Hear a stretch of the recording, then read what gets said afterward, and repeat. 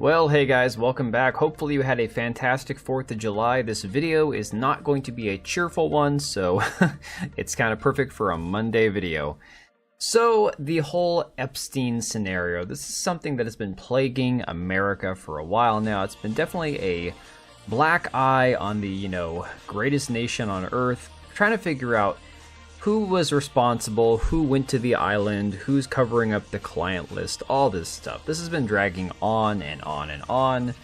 And of course, we recently had Pam Bondi, saying that the Epstein client list was sitting on her desk right now, and she was also reviewing the JFK and MLK files. This was just back from February of this year, guys. Just go back about 5 months. And they were talking about all this stuff. Then, of course, we had the disastrous release of this binder that they handed out to a bunch of social media influencers and right-wing pundits and, just like the MAGA bunch on Twitter. And it was a big nothing burger. Nothing we didn't already know. So, Pam Bondi, and of course, Dan Bongino and Kash Patel, a lot of these guys who are part of the administration now, have been facing a lot of pressure due to the fact that when they released these files, people were expecting something to come out of them, something that was going to show substantial evidence about whether or not this man ended his own life, who his clients were, who were the victims, who were the people, the customers, like something. Give us something to work with, because you put Ghislaine Maxwell in prison because she helped him traffic people. He ended his own life, supposedly, because of his guilt for trafficking people, but there's no client list yet. So again, she's been facing a lot of scrutiny, rightfully so.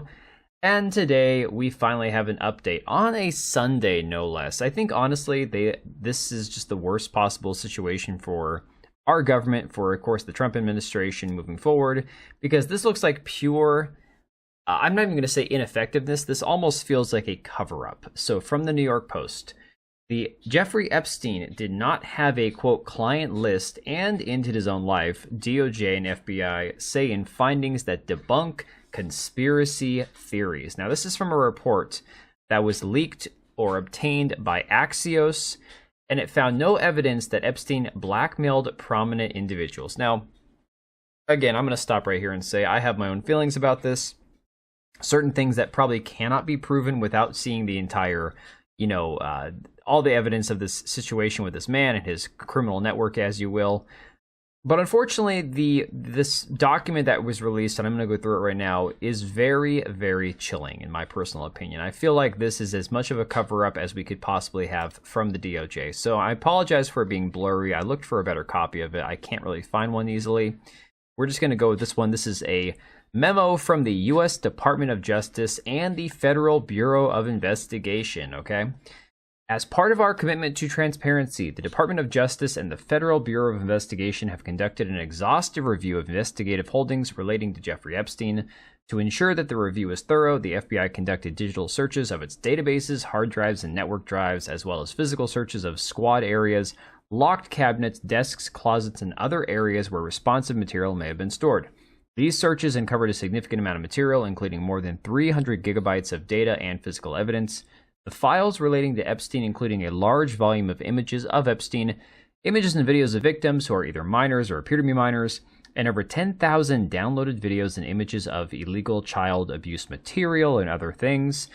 Teams of agents, analysts, attorneys, and privacy and civil liberties experts combed through the digital and documentary evidence with the aim of providing as much information as possible to the public while simultaneously protecting victims. Much of the material is subject to court-ordered sealing. I apologize for that. Only a fraction of this material would have been aired publicly had Epstein gone to trial, as the seal served only to protect victims and did not expose any additional third parties to allegations of illegal wrongdoing. Through this review, we found no basis to revisit the disclosure of those materials and will not permit the release of child abuse material. That's fine. I have no problem with that. The systematic review revealed no incriminating client list. I'm just going to stop right there, guys. It says, the systematic review revealed no incriminating client list. So who's the clients? Who went to the island? Who engaged in this activity? Who was he blackmailing? Clearly somebody did. But they claim there's no client list. They also go on to say, there was also no credible evidence found that Epstein blackmailed prominent individuals as part of his actions. We did not uncover evidence that could predicate an investigation against uncharged third parties. Consistent with prior disclosures, this review confirmed that Epstein harmed over 1,000 victims. Each suffered unique trauma. Sensitive information relating to these victims is intertwined throughout the materials. This includes specific details such as their names and likenesses, physical descriptions, places of birth, associates, and employment. One of our highest priorities is combating child exploitation and bringing justice to victims. You can do both at the same time, guys. Come on. Perpetuating unfounded theories about Epstein serves neither of those ends.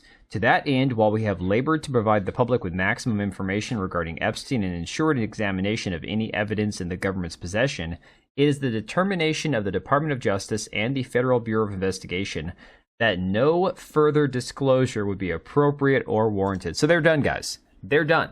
You're never going to hear anything about this again from these organizations. After a thorough investigation, FBI investigators concluded that Epstein ended his life in his cell at the correctional facility in New York City on August 10th, 2019. The conclusion is consistent with previous findings, including the August 19th, 2019 autopsy. Oh, guys, this is so exhausting. This is just beyond exhausting. The conclusion that Epstein ended his life is further supported by video footage from the common area of the special housing unit where he was housed at the time of his passing. As DOJ's Inspector General explained in 2023, anyone entering or attempting to enter the tier where Epstein's cell was located from the SHU common area would have been captured by this footage. The FBI's independent review of this footage confirmed from the time Epstein was locked in his cell around 10:40 p.m. on August 9th until around 6:30 the next morning, nobody entered any of the tiers in the SHU. Now, here's the crazy thing.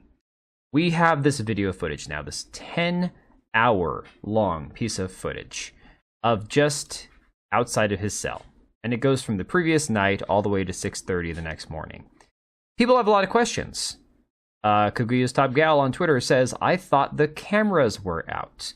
And of course, what he's referring to is this article and many of more articles from like the BBC saying Jeffrey Epstein's jail CCTV was erased by technical errors.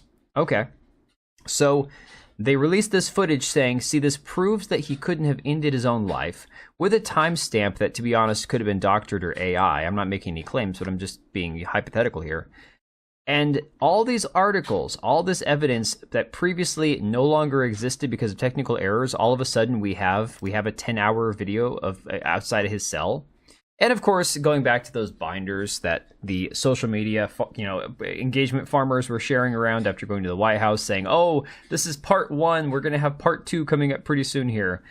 Dragon's Treasure on Twitter says every single worthless influencer who held up those binders for a photo shoot needs to be punished. I can't speak further than that or I'll get my account suspended. And then he followed it up by saying, all of them, every single one. In fact, you should mock and ridicule anyone who still follows these do-nothing figureheads. There's only so much patience I can have from my side. And I feel that. I get it. You got the types like, Liz Wheeler and I can't remember this loser's name, DC Drainer or whatever, libs of TikTok. And unfortunately, beyond their own social media, influence that they have, like with libs of TikTok, sharing videos from TikTok and everything else, most of these guys are just clinging on to the administration. And again, they're just engagement farmers. That's it at this point. Jack Posobiec getting called out saying, I just got an Epstein binder back in February. And then on July 6th saying, I want answers on Epstein, as many as possible, not press releases, answers. It's like, yeah, is this you, buddy? You got Redheaded Libertarian pointing out that Diddy and Epstein are both innocent of trafficking in the same week. I mean, that's pretty shocking to think about, guys. It's like, what is even going on?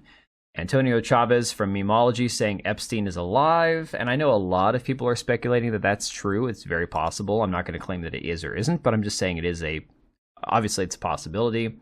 John Rocker, Ghislaine Maxwell is in prison for 20 years for trafficking with Epstein, and the DOJ says there's no evidence that Epstein was trafficking.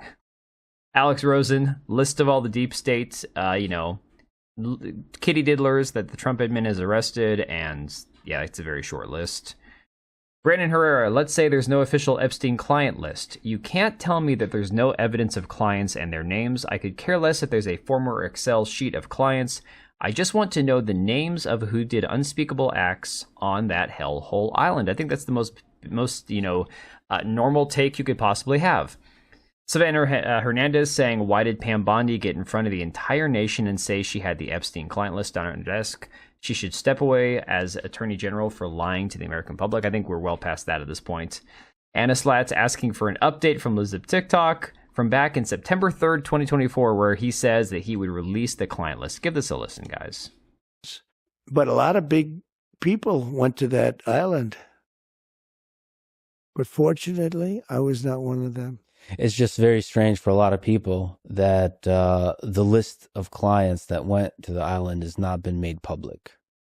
Yeah, it's very interesting, isn't it? Probably will be, by the way.